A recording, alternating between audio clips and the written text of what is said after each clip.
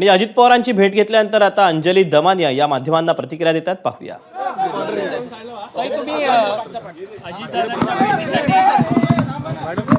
तुम्ही अजितदादांच्या भेटीसाठी गेले काही दिवसापासून आग्रही होता।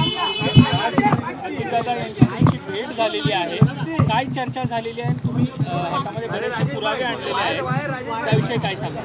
कसं आहे की मी जवळजवळ 25 ते 30 मिनटं आमची भेट झाली आणि मी त्यांचं म्हणणं होतं आधी की जे बीडला झालंय ते अतिशय माणुसकीच्या याला काळीमा फासणारं असं कृत्य आहे आणि त्याचं मी कुठेही समर्थन करत नाही। मग माझं तेच म्हणणं होतं की मग तुम्ही राजीनामा का घेत नाही, तर तुम्ही पुरावे म्हणत होतात ना, ते सगळेच्या सगळे पुरावे घेऊन मी त्यांना भेटायला गेले।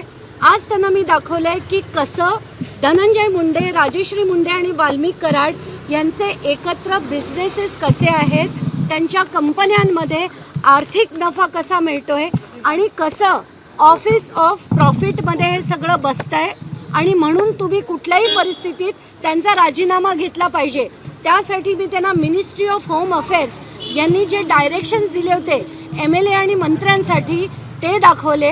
त्या व्यतिरिक्त जे रिप्रेझेंटेशन ऑफ पीपल्स ॲक्ट 1951 याच्याप्रमाणे 102(1)(a) आणि 191 हे 2 आर्टिकल्स ज्याच्यात सरळ लिहिलंय की कुठलाही आमदार किंवा मंत्री स्वतःसाठी किंवा त्याच्या घरच्यांसाठी आर्थिक नफा मिळवू शकत नाही। तर महाजनकोकडनं यांना कसा नफा मिळतोय हे पेपर्स दाखवले। त्यानंतर त्यांना मी त्यांची असलेली दहशत आणि त्यांचे असलेले सो कॉल्ड समर्थक, जे समर्थक नाही आहेत पण ते दहशतवादी आहेत अक्षरशः, म्हणजे त्यांनी इतक्या मोठ्या प्रमाणावर जी बीडमध्ये दहशत केली आहे त्याचे सगळेच्या सगळे फोटो रील्स अगदी शांतपणे त्यांनी बघून घेतले आणि त्यांनी असं सांगितलंय की उद्या दुपारी 12 वाजता त्यांची आणि मुख्यमंत्र्यांची मीटिंग आहे आणि त्यात हे सगळे डिटेल्स जे आज मी त्यांना कागदपत्र दिलेत ते सगळीच्या सगळी कागदपत्रांवर डिस्कशन ते उद्या मुख्यमंत्र्यांबरोबर घेतील आणि पुढचा निर्णय जो आहे तो ते घेतील। मला खात्री आहे की लोकांची म्हणजे जनभावना आहे, जनतेचा आक्रोश आहे आणि या व्यतिरिक्त खरंच ती जे कृत्य केलं गेलं ते इतकं निर्घृण होतं की आता महाराष्ट्रात अशा कृत्यांना कुठेही कोणीही थारा देऊ नये, म्हणूनच आपला लढा आहे हे देखील मी त्यांना सांगितलं आणि त्यांचं पण तेच मत होतं की याच्या पुढे असं कधीही होऊ नये। संतोष देशमुख यांच्याबरोबर जे झालेलं कृत्य आहे असं परत महाराष्ट्रात घडू नये, म्हणून मी म्हटलं की धनंजय मुंडे यांचा राजीनामा हा तातडीने घेणं आवश्यक आहे। उद्या दुपारी मुख्यमंत्र्यांना भेटून हे सगळे कागदपत्र दाखवतो आणि योग्य तो निर्णय घेऊ, एकत्रितपणे घेऊ असं त्यांचं म्हणणं आहे। आता बघूया आपण ते काय निर्णय घेतात। धनंजय मुंडे यांच्या राजीनाम्यासाठी तुम्ही आग्रही होतात, आता दादांची भेट झालेली आहे, तुम्ही आता समाधानी आहात का? आत्ताच्या घटनेला त्यांनी ज्या पद्धतीने सगळं बघून घेतलं, समजून घेतलं, कारण त्यांना अनेक गोष्टी याच्यातल्या माहिती देखील नव्हत्या, त्या सगळ्याचे पेपर्स मी त्यांना दाखवले आणि या व्यतिरिक्त जे रील्स तिकडे बीडमध्ये कशी मोठ्या प्रमाणावर दहशत आहे हे सगळे मिळून काय करतात, मग ते सुदर्शन गुले असो, विष्णू चाटे असो, ज्यांची सगळ्यांची कशी मिली बघत आहे आणि कसं ते लोकांना दाबतायत, सामान्य माणसाला जगणं कसं कठीण आहे हे सगळं दाखवलं आणि याच्या पुढे असे राजकारणी महाराष्ट्रात नको, म्हणूनच मी त्यांना विनंती केली की यांचा तातडीने तुम्ही राजीनामा घ्या, त्याचं इन्व्हेस्टिगेशन पूर्ण होऊ दे, सगळं खरं काय ते बाहेर निघेल। आतापर्यंत अजित पवार हेच म्हणत होते की जर तपासात काही आढळलं तर या संदर्भात आम्ही विचार करू, या भूमिकेपासून तरी ते पुढे सरकलेत का? ते आज जे त्यांना मी पेपर्स दाखवले त्याच्यानंतर कुठलीही शंका राहणं शक्यच नाही, कारण त्याच्यात मी सह्यानिशी दाखवलंय, बॅलन्स शीट्स दिल्या आहेत मी त्या कंपन्यांच्या आणि त्याच्यावर त्या बॅलन्स शीटवर धनंजय मुंडेंची सही आहे, राजश्री मुंडे यांची सही आहे आणि सरळ फ्लाय ॲश महाजनकोकडनं ते विकताना दिसत आहेत, आर्थिक नफा त्यांना मिळतोय आणि ह्या कंपनीमध्ये तिघही आहेत, धनंजय मुंडे आहेत, राजश्री मुंडे आणि वाल्मिक कराड देखील आहेत। त्यामुळे ते काही फक्त कार्यकर्ते नाहीत किंवा एकत्र काढलेले फोटो देखील नाहीत, हे त्यांचे सरळ आर्थिक फायदे आहेत ज्याच्यावर सह्या आज त्यांना दाखवल्यावर त्यांची खात्री पटली। आणि जसं मी म्हटलं, रिप्रेझेंटेशन ऑफ पीपल्स ॲक्ट आणि कॉन्स्टिट्यूशन मधल्या 2 प्रोव्हिजन्स 102(1)(a) आणि 191 या प्रोव्हिजन्स दाखवल्या.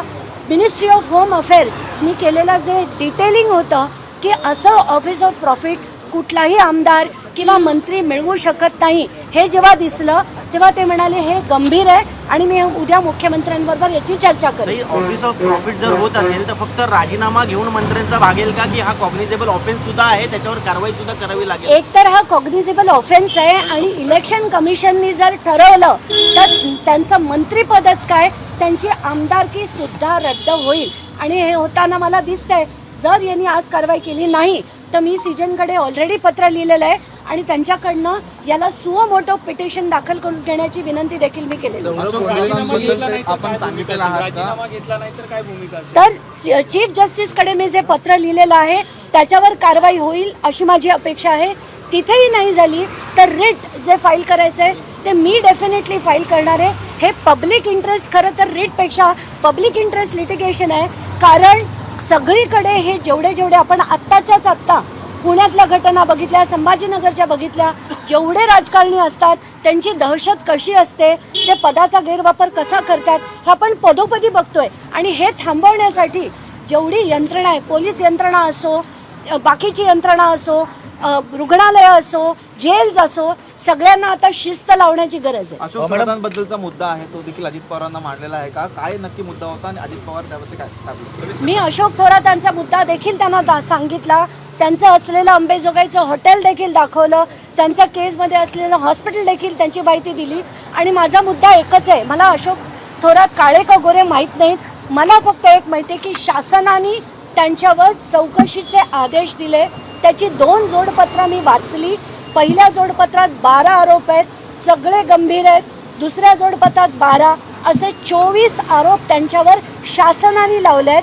3.5 वर्ष गेले त्याची चौकशी चालली आहे, पण ती चौकशी अजून संपलेली नाही. म्हणून त्यांनी 2दा VRSचा अर्ज केला, तो देखील फेटाळला गेला. त्याच्यात किती तथ्य आहे ते त्यांनी शोधावं. यंत्रणा त्यांच्या हातात आहेत, माझ्या हातात नाही. पुरावे देणं माझं काम आहे, ते मी केलेलं आहे.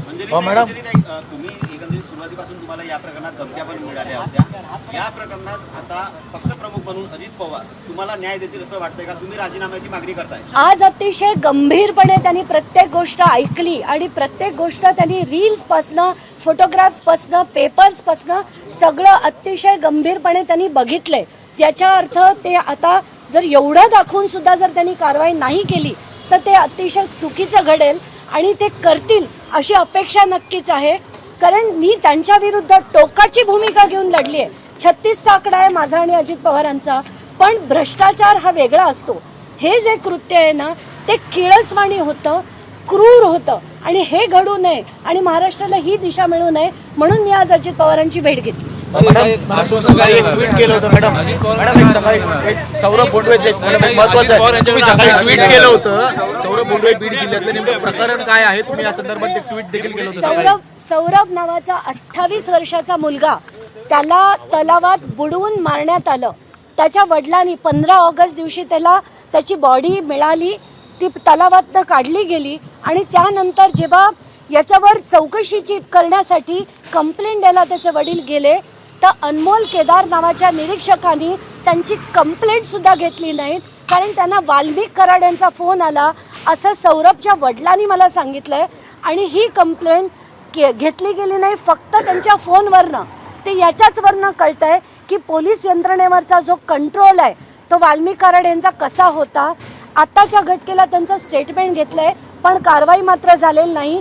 तातडीनं या सगळ्यांना अटक करायला पाहिजे आणि असे जे अधिकारी आहेत, पोलीस अधिकारी, मग ते राजेश पाटील असो, प्रशांत महाजन असो, बारगळ असो किंवा हे अनमोल केदार असो, या सगळ्यांवर तातडीने कारवाई झाली पाहिजे. एबीपी माझा, उघडा डोळे बघा नीट.